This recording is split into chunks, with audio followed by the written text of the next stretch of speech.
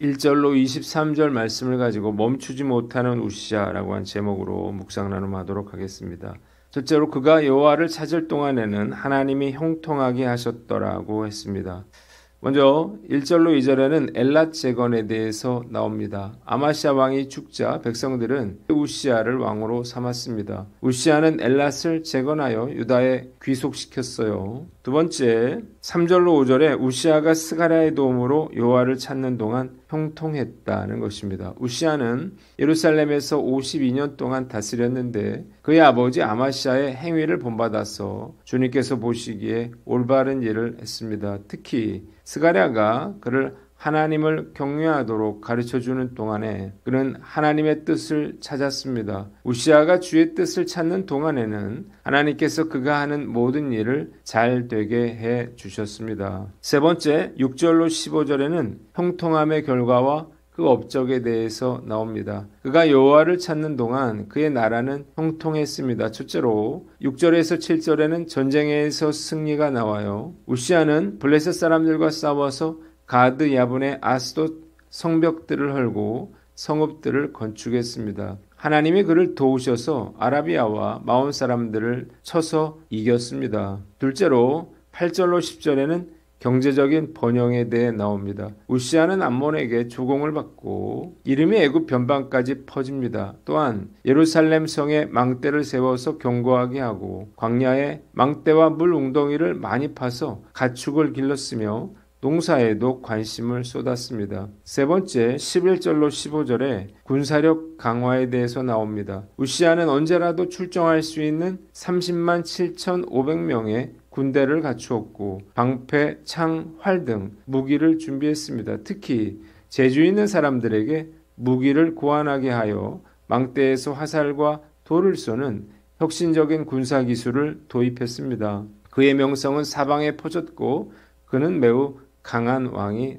되었습니다. 본문이 주는 교훈이 있는데 첫째로 하나님 보시기에 정직하게 행하라는 거예요. 우시아는 16세에 아버지 아마시아로부터 다 무너져가는 나라를 물려받았습니다. 이런 상황에서 16세의 왕이 오른 우시아의 처지가 어떠했을까요? 그러나 놀라운 것은 16세의 나이에 유다의 왕이 된 우시아가 엘랏을 재건하여 유다에 귀속시켰다는 것입니다. 엘랏은 다윗 때 유다에 복속된 에돔의 땅이었는데 여호람 때 반역하여 잃었다가 우시아에 붙인 아마시아에 의해서 되찾았던 땅입니다. 이스라엘과의 전쟁 이후에 거의 방치된 상태로 남아 있었는데 우시아가 왕이 된 후에 비로소 재건하여 유다 성읍의 일부가 된 것입니다. 뿐만 아니라 우시아는 이후 블레셋을 정복하고 암몬으로부터 조공을 받는 등 국력을 강성케 만들었습니다. 그가 이렇게 형통할 수 있었던 이유가 있었는데 4절에 그가 그의 아버지 아마시아의 모든 행위대로 여호와 보시기에 정직하게 행하였기 때문입니다. 본문이 우리에게 주는 교훈이 있는데 하나님 보시기에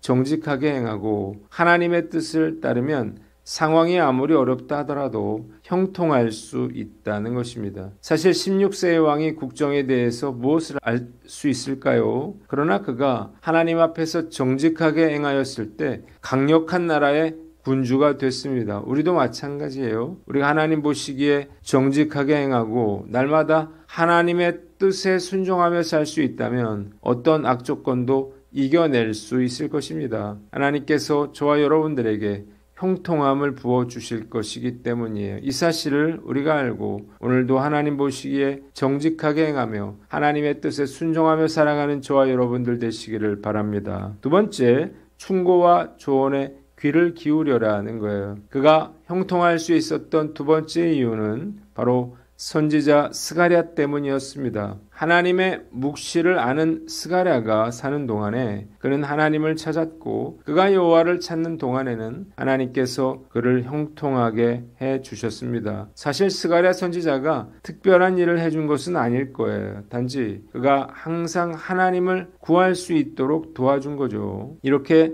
우리도 지혜자의 충고에 귀를 기울일 줄 알아야 하는 거예요. 듣기를 싫어하고 자기 멋대로 살다가는 반드시 후회하게 될 것이기 때문이에요. 다윗의 가장 탁월한 점은 나단 선지자의 충고와 책망에 귀를 기울이고 받아들였다는 거예요. 그는 밧세바의 범죄를 책망하는 나단 선지자의 말을 듣고 즉시 회개함으로 하나님께 용서함을 받았고, 성전 건축이 솔로몬에 의해 이루어져야 한다는 나단 선지자의 말을 듣고 자신은 성전 건축을 준비하는 일을 감당했습니다. 또한 밧세바를 통한 나단 선지자의 솔로몬의 왕위 계승의 충고를 받아들이므로 아도니아로부터 밧세바와 솔로몬의 생명을 구했습니다. 저 역시 어떤 일을 결정하기 전에 선배 목사님들에게 조언을 구하는데요. 이분들이 특별한 지식이나 경험 또는 영적인 통찰력을 가지고 있을 뿐더러 제가 미처 보지 못하는 것들을 객관적으로 보고 저로 하여금 위험을 피하고 더 나은 성공의 길로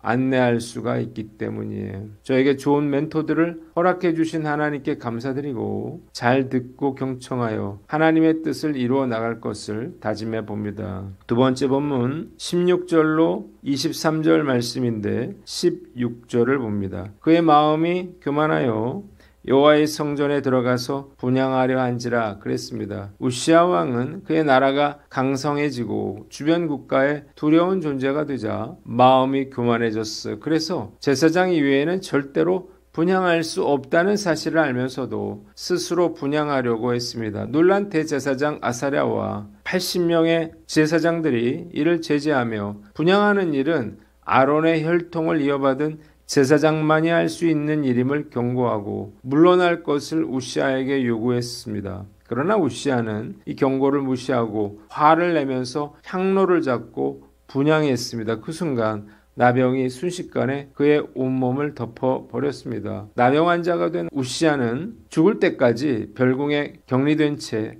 그의 아들 요담에게 왕위를 넘겨주는 처지가 됐습니다. 우시아가 죽자 백성들은 그를 왕실 묘시에 장사하지 않고 왕가에 속한 변두리 땅에 장사했습니다. 이후 왕자 요담이 아버지의 뒤를 이어 왕이 되었는데 우시아는 자기 할아버지 요아스와 아버지 아마시아와 같이 처음에는 믿음으로 시작했지만 불신앙으로 삶을 마감한 왕이 되고 말았습니다. 본문이 우리에게 주는 교훈이 있는데 첫째로 은혜를 잊지 말라는 거예요. 우시아가 부강한 나라를 이룬 것은 그의 능력이 아니라 전적인 하나님의 은혜와 자비하심 때문이었습니다. 그런데 나라가 부강해지자 그는 이 사실을 잊어버렸어요. 교만해진 거죠. 그래서 우시아는 아무리 왕이라도 제사장의 역할을 대신할 수 없다는 사실을 잘 알면서도 결국 제사장들의 만류를 뿌리치고 분향하다가 하나님의 심판을 받아 나병에 걸리고 말았습니다. 우시아 왕의 몰락은 성공과 힘이 교만을 낳고 교만은 곧 하나님의 질서를 파괴하는 월권으로 이어진다는 것을 보여줍니다. 만일 우리가 어떤 분야에서 성공하거나 권력이나 재물이나 높은 지위를 얻었다면 정말 조심해야 합니다. 교만하게 행동하다가 하나님의 심판을 받을 수 있기 때문이에요. 하나님께서 베풀어 주신 은혜를 잊어버리고 나의 성공이 오직 내 노력과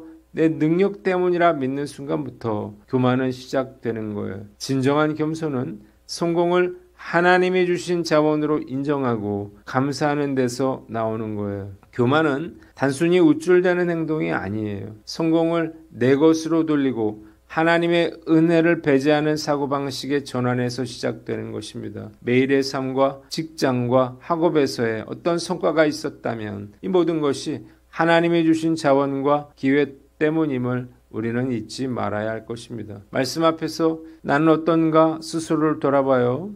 엊그제 지인 부부와 함께 만나서 이야기를 나누면서 정말 하나님께서 우리 가정에 베풀어 주신 은혜가 크다는 사실을 다시 한번 깊이 깨닫게 되었습니다. 정말 감사하고 또 감사한 일인데요. 어느 순간 당연한 일로 여기거나 내 힘으로 이룬 일이라 은연중에 생각하고 있지는 않았는지 돌아봅니다. 매 순간 모든 것이 하나님께서 베풀어 주신 은혜임을 기억하고 감사한 마음을 잃지 않으므로 영적 교만함을 단호하게 물리칠 것을 다짐해 봅니다. 마지막으로 주신 일에 자족하며 살라는 거예요. 그리스 신화에 나오는 이카로스의 이야기는 자신에게 주어진 한계에 순종하지 않았을 때 비극을 상징적으로 보여줍니다. 이카로스의 아버지 다이달로스는 밀랍과 깃털로 하늘을 알 수 있는 날개를 만들어 이카로스에게 주었습니다. 그는 아들 이카로스에게 두 가지 경고를 했어요. 첫째로 너무 높이 날면 태양열 밀랍이 녹아내릴 것이고, 둘째로 너무 낮게 날면 바닷물에 깃털이 젖을 것이라는 거예요. 이카로스는 하늘을 나는 기쁨에 취해 아버지의 경고를 잊고 점점 더 높이 날아올랐습니다. 태양 가까이 날아간 이카로스는 날개에 밀랍이 녹아버리고 결국 그는 추락하여 바다에 빠져 죽고 맙니다. 이 이야기는 성공이나 능력에 도취되어 자신이 통제할 수 없는 영역까지 넘어서려 할 때에 필연적으로 실패와 몰락을 맞이하게 된다는 교훈을 줍니다. 선을 넘으면 월권이 되고요. 이는 하나님께 죄가 되는 것입니다. 하나님은 각 사람에게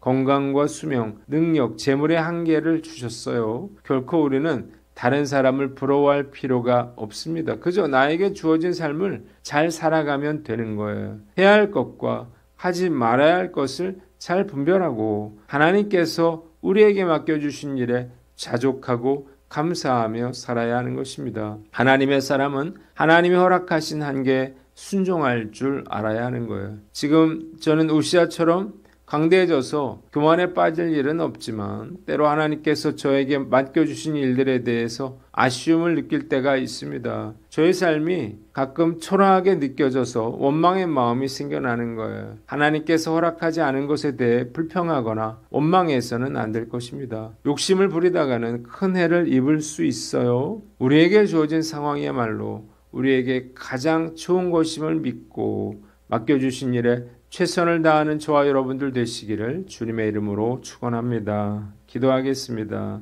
하나님 아버지, 하나님 보시기에 정직하게 행하고 충고와 조언에 귀를 기울이며 은혜를 잊지 않고 주신 일에 최선을 다하게 하여 주시옵소서.